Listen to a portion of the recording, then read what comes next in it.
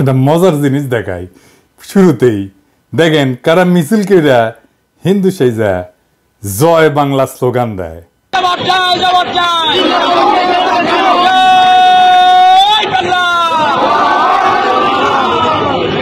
দেখেছেন স্লোগান দিয়ে আবার বুঝে ভুল হয়ে গেছে, তাই নিচে মুখ লুকায়। যাই হোক, রেকর্ড হিসেবে রাখলাম। আচ্ছা, এইবার দেখেন আলেম মৌলানারা কি বলতেছেন। হেফাজত নেতা আল্লামা জুনাইদ আল হাবিব সাহেব সবাইকে শান্ত থাকার জন্য নসিহত করতেছেন, সেটাও শোনেন। আমরা কোন উস্কানিতে সামনের দিকে অগ্রসর হব না, আমরা কোন উস্কানিতে পা দেব না, আমরা কোন ফাঁকা ফাঁদেও পা দেব না। আমাদের দেশ বাংলাদেশ, এই দেশকে সাম্প্রদায়িক সম্প্রীতি মুক্ত দেশ। যারা দুনিয়াব্যাপী প্রচার চালায় বাংলাদেশের মুসলমানেরা উগ্র, সাম্প্রদায়িক, দাঙ্গাবাজ, দেখেছেন সেই মুসলমান সম্প্রদায়ের ধর্মীয় নেতারা কেমন কইরা শান্ত থাকার আহ্বান জানাইতেছে। তবে আমার আজকের বিষয়টা ইসকন না, এই প্রসঙ্গে বইলে রাখলাম আর কি, চোখের সামনে আসলো তাই। আজকের বিষয় হইতেছে আমাদের মির্জা ফখরুল সাহেব। উনি তো কামান দাগিচ্ছেন। আসেন আমরা উনার কথা আগে শুনি। আমি কয়েকটা দিনে আমরা খুব উদ্বিগ্ন, ভয়াবহভাবে। আপনি চিন্তা করতে পারেন ধর্মকে কেন্দ্র করে কি উন্মাদনা শুরু হয়েছে বাংলাদেশে। আপনি চিন্তা করতে পারেন যে মুক্ত স্বাধীন মিডিয়ার জন্য, প্রেসের জন্য, সময় হওয়ার জন্য আমরা এতদিন লড়াই করলাম, তারা অফিস পুড়িয়ে দিচ্ছে।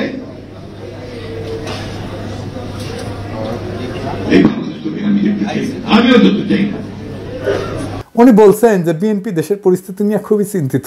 আচ্ছা, ভয়াবহভাবে উদ্বিগ্ন কেন? উনি বলছেন আপনারা চিন্তা করতে পারেন ধর্মকে কেন্দ্র কইরা কি উন্মাদনা শুরু হয়েছে বাংলাদেশে।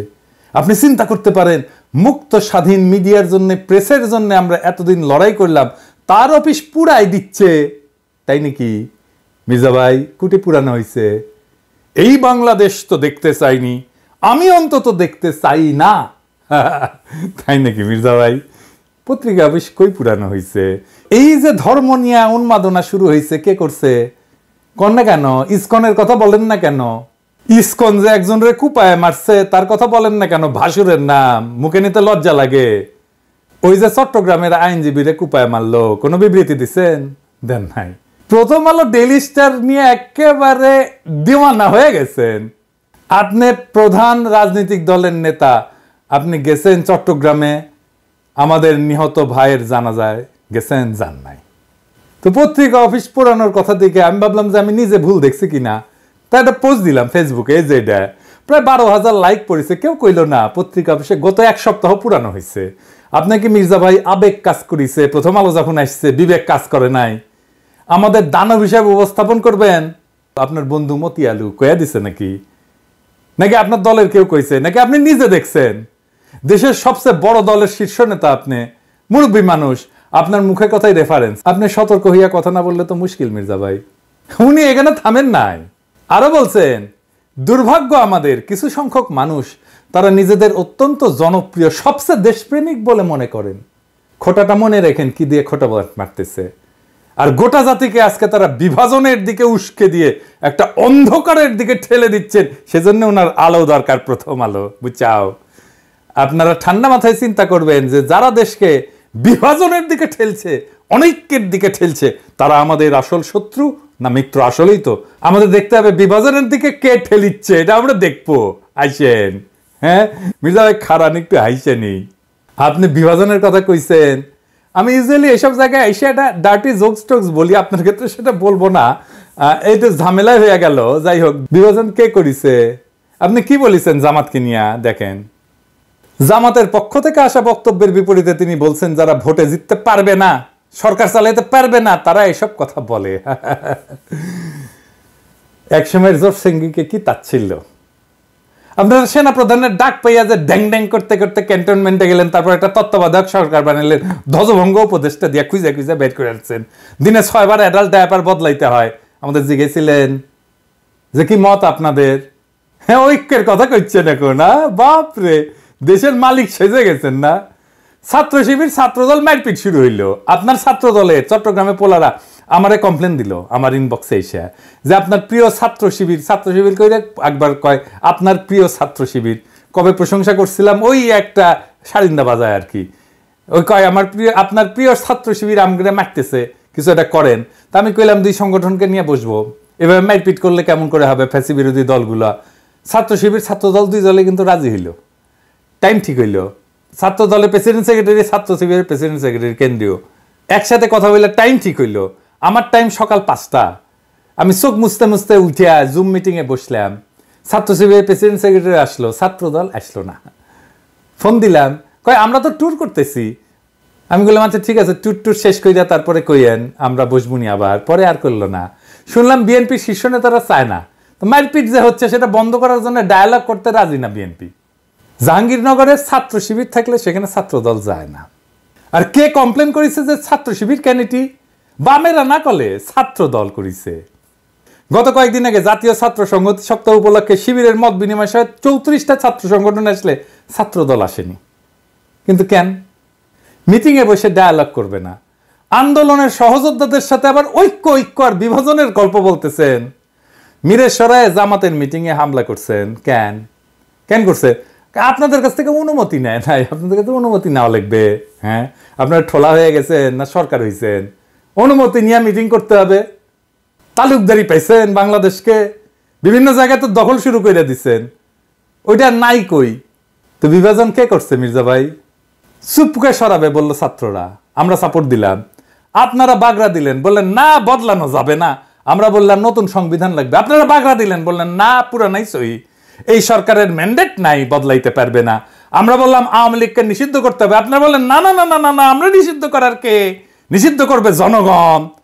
তো আমরা কি জনগণ না আমরা হরিদাস পাল আমরা বললাম আওয়ামী লীগকে নির্বাচন আসতে দেওয়া যাবে না আপনারা প্রফেসর ইউনূসকে যা কয়ে আসলেন না না না আওয়ামী লীগকে নির্বাচনে আনতে হবে আসবে নির্বাচন করবে সারা দেশে একটা জাতীয় ঐক্যমত তৈরি হয়েছে ইসকন নিষিদ্ধের বিষয়ে আপনি যা বলে আসলেন প্রফেসর ইউনূসকে আপনারা চান না ইসকন নিষিদ্ধ হোক আপনি বলতেছেন বিভাজন অনৈক্য আপনি শুরু করেন আগে অনৈক্য আপনি ইন্ডিয়ারে খুশি করার জন্য আপনি আওয়ামী লীগের নির্বাচনে আনতে চান ইসকনকে নিষিদ্ধ করতে চান না ইন্ডিয়াকে খুশি করার জন্য আপনি কি ভাবছেন ইন্ডিয়া আপনাদের প্রচুর প্রেম দিবে হ্যাঁ জিয়া রহমানকে কে মারছে ইন্ডিয়া বিডিআর আর্মি অফিসারদের কে মারছে ইন্ডিয়া আপনাদের এত বছর ক্ষমতার বাইরে রাখছে কে ইন্ডিয়া আপনি কি জাতির সাথে মস্করা করতেছেন মির্জা ভাই আমরা যেটাই বলি সেটাই না বিভাজন তো আপনি করতেছেন তার মানে হইতেছে ঐক্য মানে আপনার মত মাইনা নেওয়া আপনার অনুগামী হওয়া আপনার দাসত্ব করা এটা আপনার কাছে ঐক্য হাসিনা আমাদের বলতো উন্নয়ন বিরোধী আর আপনারা ক্ষমতায় যাইতে না যাইতে নতুন টার্ম আবিষ্কার করেছেন ঐক্য বিরোধী বাহ খুব মসৎকার ঐক্য মানে কি জি হুজুর করা আপনার সব কথায় আমরা কি আপনার দলের কর্মী যে থাপ্পড় দিবেন সবার সামনে আর আমরা বলবো আহা কর্তা আমাকে থাপ্পড় মারিছে দেখিস আমাকে কত আদর করে বাপের মতো শাসন করে এটা কমো আপনি কি আসলেই প্রকাশ্যে কাউরে থাপ্পড় মারতে পারেন না পারেন না কোনো এথিক্যাল মডার্ন স্ট্যান্ডার্ডে আপনি পারেন না আপনারা গান্ধী বইলা ট্রল করতো পাবলিকে জানেন কিনা জানি না আপনি থাপ্পড় মাইরা সে ট্রল করা বন্ধ করে দিলেন আপনি দেশের ঐক্যের কথা বাদই দেন আপনি দলের ভিতরে ঐক্য রাখতে পারছেন আসেন দেখি হাসিনা পলানোর পরে আপনার দলের অন্তর্কোন্দলে 19 জন নিহত হয়েছে আহত হয়েছে 556 জন আমি গুনছি এডিটর সাহেব দেখান একটার পর একটা নিউজ দেখান এডিটর সাহেব কতজন নিহত হয়েছে যোগ কইরা দেখান মির্জা ভাই আপনার নিজ দলের লোক তার সহযোদ্ধারে মারছে প্রত্যেক 5 দিনে একজন মারা গেছে প্রত্যেক দিন গড়ে 5 জনের বেশি আহত হয়েছে আপনার নিজ দলে ঐক্য নাই আপনি দেশের ঐক্য কেমনে কায়েম করবেন আমাদের অনেকের জন্য দোষ দিতেছেন আপনার ঐক্য নিয়ে কথা বলার কোনো বিন্দু মাত্র নৈতিক অধিকার আছে আপনি আওয়ামী লীগকে নির্বাচন করাবেন চুপ্পুকে রাখবেন হাসিনার সংবিধান রাখবেন ইসকনকে রাখবেন ডেইলি স্টার প্রথম আলোর মতো ভারতের 1 নম্বর অ্যাসেট বাঁচাইবেন তার পক্ষ হয়ে আমাদের উপরে ঝাঁপায় পড়বেন তারপর আবার বলবেন ঐক্য চাই না তার মানে আমাদের কোনো রাজনীতি থাকবে না আমাদের আপনার রাজনীতি করতে হবে শেখ মুজিব যেমন পাহাড়ে যায় বলছিল তোরা সবাই বাঙালি হয়ে যা আমাদের কি সবাই বিএনপি বানাবেন আপনি আমরা তো বিএনপি করবো না রাজশাহীর যখন পলিটিক্স করতাম ছাত্র রাজনীতি করতাম তখন ছাত্র দলের এক নেতা হয়ে কইছিল যে আমরা বিএনপি করি গল্লিক খাই গল্লিক হ্যাঁ, তা আমরা তো গোল্লিক খাবো না। আর গোল্লিক না খাইলে আপনি কইবেন ঐক্য নষ্ট করতেছি। হাসিনার চাইতে কোন ক্ষেত্রে ভালো আপনি? আমাদের দেশপ্রেম নিয়ে খোটা দেন মির্জা ভাই। হ্যাঁ, পিনাকি ভট্টাচার্যের কোনো দেশ নাই, সে রাষ্ট্রহীন রিফিউজি। সারা দুনিয়া আমার দেশ, আমার আলগা কোনো দেশপ্রেম নাই। আমার মাতৃভূমি, মানুষের প্রতি কর্তব্য আছে, সেই কর্তব্য পালন করি।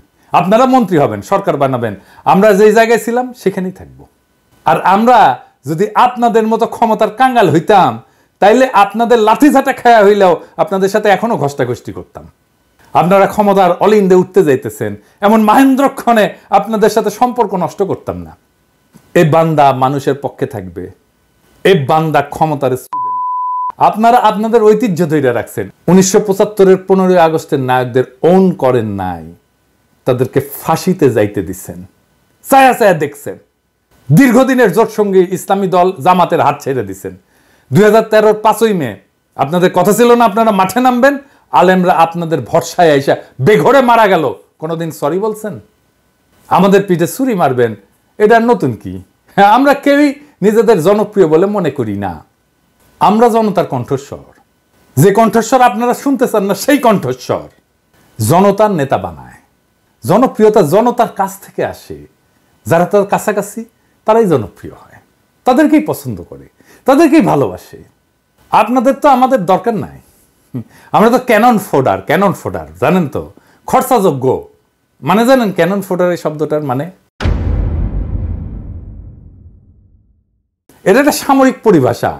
এটা খুব অল্প ট্রেনিং পাওয়া সৈন্যদের ক্ষেত্রে বোঝানোর জন্য ব্যবহার করা হয়, যারা যুদ্ধে শত্রুর কামানের গোলার আঘাতে প্রথম সারিতে মারা যাওয়ার জন্য তাদেরকে পাঠানো হয়। মানে কামানের খাদ্য আর কি। এইটা সাধারণত সেই সৈন্যদের জন্য বলা হয় যারা সংখ্যায় বেশি, কম প্রশিক্ষিত বা কম গুরুত্বপূর্ণ। তাদেরকে কৌশলগতভাবে শত্রু আক্রমণ ঠেকানোর জন্য মূল বাহিনীকে সুরক্ষিত রাখতে ব্যবহার করা হয়। মূল বাহিনীর সামনে ক্যানন ফোডাররা থাকে। এবং আধুনিক সময়ে ক্যানন ফোডার শব্দটার রূপক-অর্থে ব্যবহার করা হয়, যেখানে এমন লোকদেরকে বোঝায় যাদের সহজে খরচাযোগ্য মনে করা হয়। কোনো উচ্চতর লক্ষ্য অর্জনের জন্য তাদেরকে ব্যবহার করা হয়। তাদের জীবন বা মূল্যকে যথেষ্ট গুরুত্ব দেওয়া হয় না। যেমন আপনাদের আন্দোলন সংগ্রামে রক্ত দেওয়ার সময় মাদ্রাসার ছাত্রদের লাগে, গরিব মানুষদের লাগে, গরিব মানুষের পোলাদের লাগে। তারপরে যে ক্ষমতায় বসেন আপনারা এলিটেরা, ওরা ক্যানন ফোডার, আপনার ক্ষমতায় যাওয়ার সিঁড়ি। আপনাদের প্রথম আলো আছে, ডেইলি স্টার আছে, মোদির ভারত আছে, বাইডেনের আমেরিকা আছে। আমরা কোন হরিদাস পাল? আমরা সেই প্রথম সারির সৈনিক। আমরা নির্বাসনে থাকব, আমরা মইরা গিয়া আপনার ক্ষমতায় যাওয়ার সিঁড়ি তৈরি করে দিব। রাত নাই দিন নাই অ্যাক্টিভিজম করব। তারপরে আমাদেরকে পিঠে ছুরি মেয়েরা আপনারা তার উপর দিয়ে যে সিংহাসনে বসবেন। আপনাদের লজ্জা হইলে না নওয়াবের আমন্ত্রণে যে লড়াইয়ের সাথীদের বিরুদ্ধে কথা বলতে? নওয়াব মানে সংবাদপত্র মালিকদের সংগঠন, এর প্রেসিডেন্টকে জানেন? সেই দুর্বৃত্ত ব্যবসায়ী একে আজাদ। এডিটর সাহেব দেখান তার ভিডিও। প্রথমত আমি তোমাকে চাই, শেষ পর্যন্ত তোমাকে চাই, আবার দেখান। মাননীয় প্রধানমন্ত্রী, আমরা উন্নয়নশীল দেশ থেকে মধ্যম আয়ের দেশে উন্নীত হতে যাচ্ছি। অনেক অসম্ভব আপনি সম্ভব করেছেন। ব্যবসায়ীরা নিরাপদে ব্যবসা করতে পারছেন। আপনি রাজনীতিক স্থিতিশীলতা এনেছেন। স্থিতিশীলতাই সমৃদ্ধি ও শান্তি আনে। এই জন্যই বলি শেখ হাসিনার সরকার বারবার দরকার। তাই শিল্পী কবির সুমনের জনপ্রিয় গানের ভাষায় বলতে চাই, প্রথমত আমি তোমাকে চাই, শেষ পর্যন্ত আমি তোমাকে চাই, ভীষণ অসম্ভবও তোমাকে চাই। জয় বাংলা, জয় বঙ্গবন্ধু। এর আমন্ত্রণে যে এক কথা বলে রাজনৈতিক দলের লোকেরা। নওয়াবের মিটিংয়ে তো আপনাদের যা প্রশ্ন করা উচিত ছিল যে ফ্যাসিবাদের সময় অধিকাংশ গণমাধ্যম মালিক খুনি হাসিনা সরকারের পক্ষ নিছে, এই বিষয়ে নওয়াবের বক্তব্য কি? আপনাদের তো প্রশ্ন করা উচিত ছিল হাসিনার দুঃশাসনে বন্ধ করে দেওয়া পত্র পত্রিকা টেলিভিশন চ্যানেলগুলোর ক্ষেত্রে তখন নওয়াবের ভূমিকা কি ছিল? আমার দেশ বন্ধ হয় নাই? সংগ্রামের সম্পাদককে তার অফিস থেকে টাইনে নিয়ে আসে মাইরা পুলিশে দেওয়া হয় নাই? কেন তারা এ নিয়ে প্রতিবাদ করে নাই? সেই নীরবতা ফ্যাসিস্ট সরকারকে সমর্থন জানানো না? দিগন্ত টেলিভিশন বন্ধ হয় নাই? বেশিরভাগ গণমাধ্যম মালিক সাংবাদিকতার পেশার সাথে সরাসরি জড়িত না, কিন্তু মালিক বইনে বসছেন। তারা বছরের পর বছর লোকসানের অজুহাত দেখায়, সাংবাদিক এবং সংবাদকর্মীদের ন্যায্য মজুরি এবং প্রাপ্য সুবিধা থেকে বঞ্চিত করে। তাহলে কোন স্বার্থে তারা কোটি কোটি টাকা লোকসানের পরেও গণমাধ্যমে বিনিয়োগ করতেই থাকেন? দেশের মানুষ এই রহস্যের উত্তর জানতে চায়। প্রথম আলো, ডেইলি স্টার স্বাধীন সাংবাদিকতা করে? আসেন আমরা ঠিক এই নোয়াবের এই প্রোগ্রামের নিউজটা দেখি, সেটাই পর্যালোচনা করি। এইখানে প্রথম আলো নিউজ করছে, এখানে যারা আমাদের গেলাইছে তাদের কোট করছে। দেখেন এডিটর সাহেব, দেখেন কে গেলাইছে, নামগুলো দেখান। মনে হচ্ছে সবাই আমাদের গেলাইছে যারা গেছিল, তাই না? আচ্ছা দেখেন, এবি পার্টির মুজিবুর রহমান মঞ্জু কি বলছিল এই প্রোগ্রামে, পুরোটাই শুনেন। আমি খোলামেলা ভাবে বলছি, প্রথম আলোর বিরুদ্ধে অভিযোগ কি, ডেইলি স্টারের বিরুদ্ধে অভিযোগ কি? যারা অভিযোগ দিয়েছেন দুই পক্ষকে নিয়ে কি বসা যায় না? কেউ কি বসার উদ্যোগ নিয়েছেন? বসেন, কথা বলেন। যদি সত্যিকার অর্থে আমাদের কোনো ব্যাড রিপোর্টিং এর কারণে কেউ যদি ক্ষতিগ্রস্ত হয়, আমরা কেন তাকে সরি বলবো না? কেন সেটা সমাধান করব না? আমরা যে জিনিসটা টেবিলে সমাধান করা যায় সেই জিনিসটাকে আমরা মতাদর্শিক দ্বন্দ্ব, ব্যবসায়িক দ্বন্দ্বে রূপান্তরিত করি। মুজিবুর রহমান মঞ্জুর এই কথা আছে এখানে, লিখছে এই কথা, লিখে নাই। এটাই হইতেছে ন্যারেটিভ তৈরি। মুজিবুর রহমান মঞ্জুর কথা সাপ্রেস করছে, ঢাইকা দিছে, তার কণ্ঠস্বরকে ঢাইকা দিছে। নাগরিক কমিটির নাসির গেছিল, সকল ইসলামী দল গেছিল, তারা ভালো বক্তব্য দিছে, আমরা শুনছি কে কি বলছে, তাদের ধন্যবাদ জানাই। কিন্তু প্রথম আলোর মতির দ্বন্দ্ব যারা মালিশ করছে তাদের আমরা ক্ষমা করব না।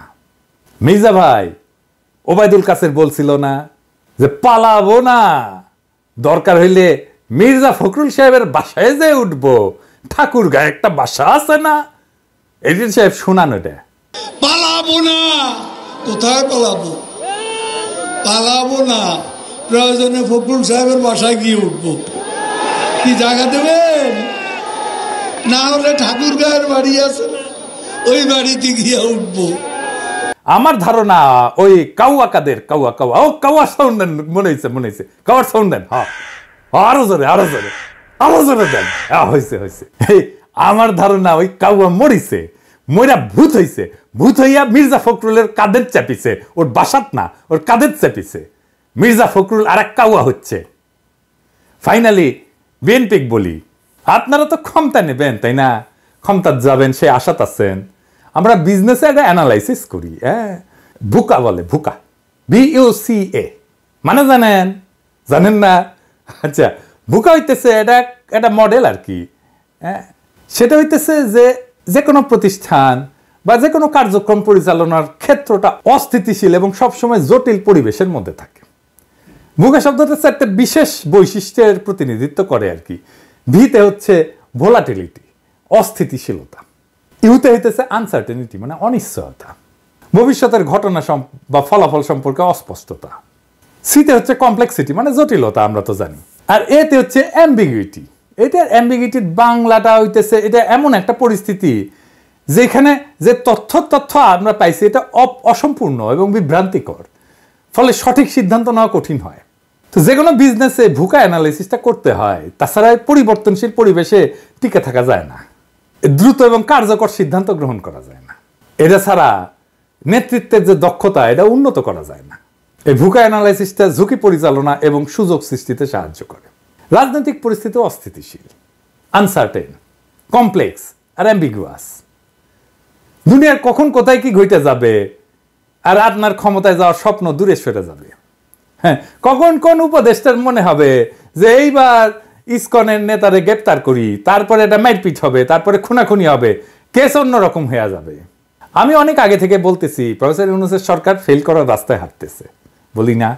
আপনাদের স্বপ্ন কিন্তু স্বপ্নদোষ হয়ে যাইতে পারে, খুব খেয়াল। তবে আপনারা প্রথম আলো নিয়ে যা করছেন, প্রথম আলো পাশে দাঁড়াইছেন এবং আমাদের পিঠে ছুরি মারছেন, সেই জন্য আপনাদের সাথে কোনো রাজনৈতিক সম্পর্ক আর সম্ভব না। আমি প্রথম আলো, ডেইলি স্টারের সাথে যারা লতকালতকি করে তাদেরকে এলাই বা সহযোদ্ধা মনে করি না, তাই গুড লাক।